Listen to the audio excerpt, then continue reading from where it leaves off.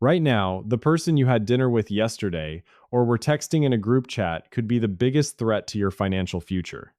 It sounds paradoxical, but your bank account at 65 depends 70% not on your productivity, but on who you spend your Saturday nights with at 30. In social psychology, there is a concept called financial osmosis. You literally absorb the habits, fears, and consumption levels of the people who surround you. If your friends believe that leasing a new crossover is an investment in status, you are destined for financial ruin even if you earn six-figure sums. In this video, we will break down the invisible mechanisms through which your environment quietly drains money from your future Roth IRA, and why exactly at 30 this process becomes irreversible. Imagine two friends, Bill and Bob. Both earn $100,000 a year in Chicago. Bill is surrounded by people who discuss index funds and tax optimization. Bob spends time with those who discuss new Apple releases and the city's best steakhouses. In 10 years, the difference in their net worth will be not in the thousands, but hundreds of thousands of dollars. And it's not about intelligence. It's because Bob is paying a friendship tax he doesn't even know exists. But there is one specific number in your credit report that your friends are secretly lowering right now, and I will reveal that secret in a few minutes. At 30, you enter a decade of structural pressure. This is a period when social proof becomes more expensive than ever. Your friends start buying houses, having weddings, and having children. And here lies the trap. When your friend Bill buys a house for $500,000, your psyche perceives it as a signal. This is the norm. I need the same. But you don't see his debt load. You only see the facade. If your environment lives beyond its means, you will begin to perceive debt as a natural habitat. In the US, average credit card debt in this age group is growing exponentially, not because of a lack of food, but because of the desire to match the group standard. Stop and think. When was the last time you made a financial decision based solely on mathematics, rather than on what others would say? Most people spend money they don't have to impress people they don't even like. At 30, this becomes critical, because you are losing your most powerful asset, time, for compound interest. Every dollar you spend on an unnecessary car upgrade just to avoid looking poor next to Bob is $10 stolen from your future self at retirement age. But there is an even deeper level. It is the psychological contagion of lifestyle inflation.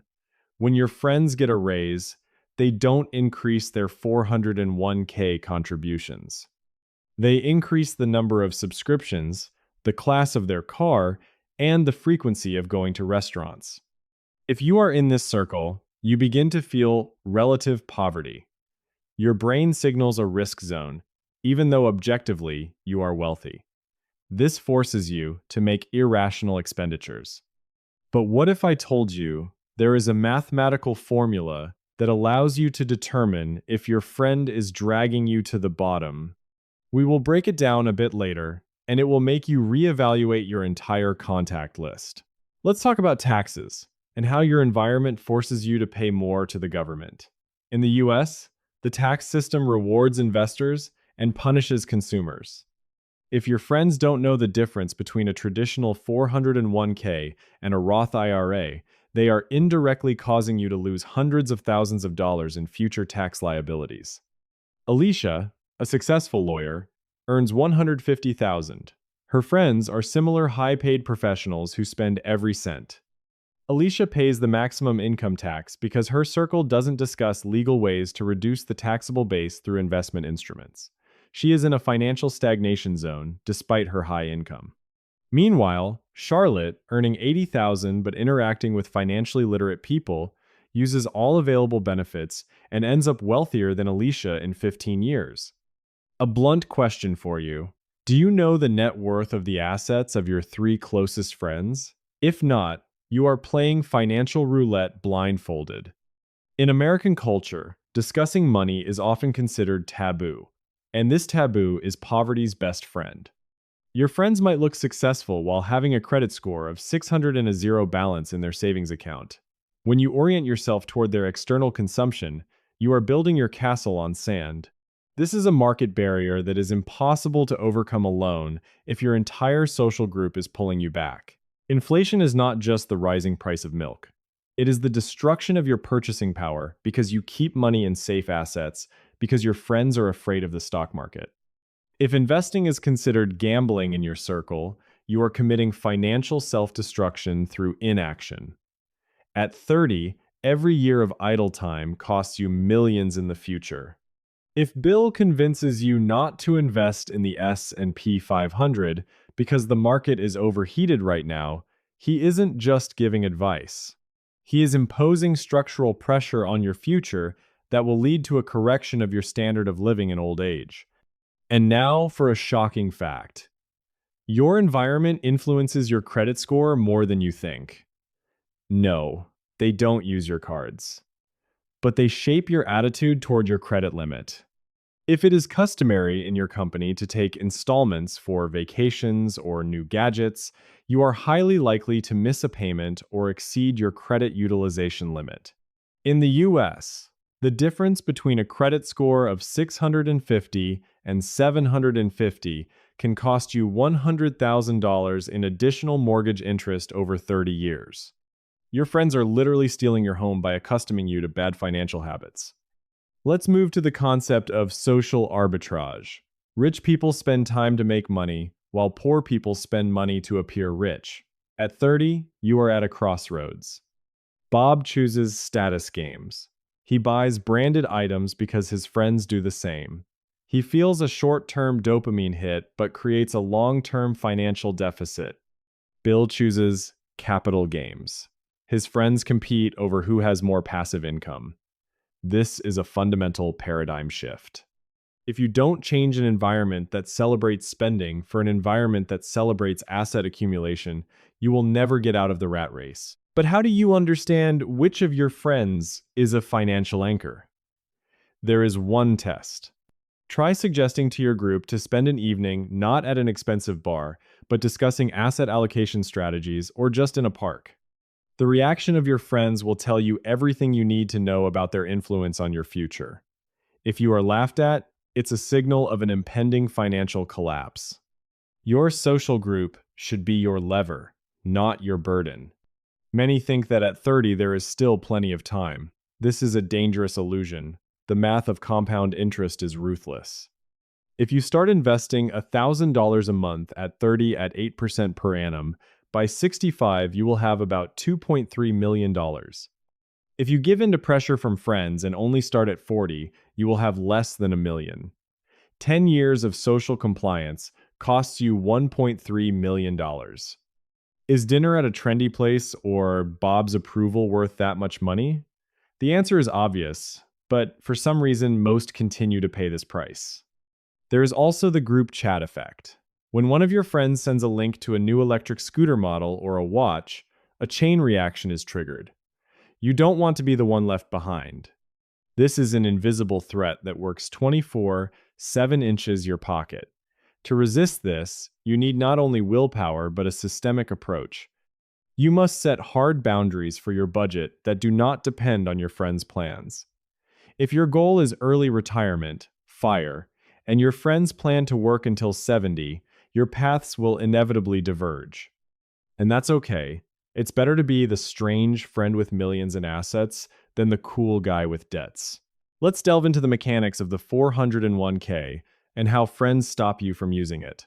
Many companies in the US offer matching, where the employer doubles your contribution. This is literally an immediate 100% return on your investment. But if your friends say, "Oh, I don't believe in those retirement plans, I need the money now," they are depriving you of free capital. It is a form of group madness. At 30, maximizing these contributions is the foundation. If you don't do it because you want to maintain liquidity for joint trips to Vegas, you are making a strategic mistake that will lead to structural pressure in the future.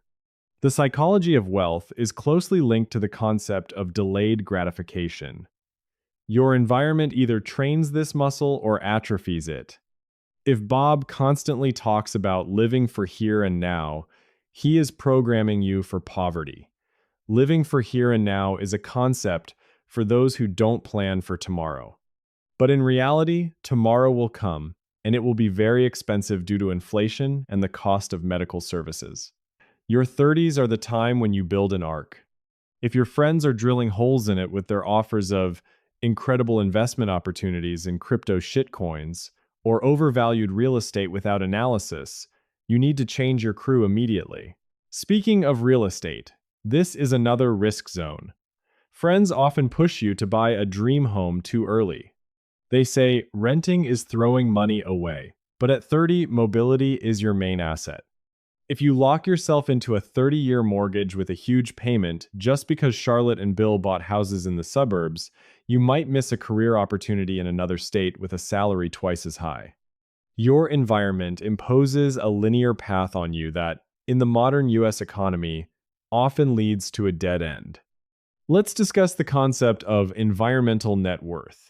Add up the approximate capital of the 5 people you spend the most time with and divide by 5. With 95% probability, your capital will be within 10% of that figure. This isn't magic, it's statistics. If you want to increase your value, you must interact with those whose value is higher.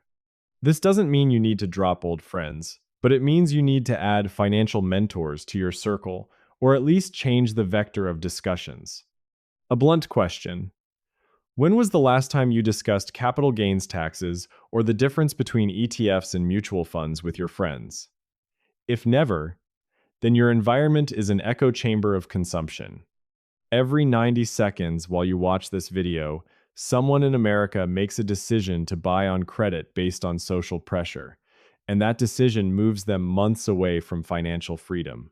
Don't be that person.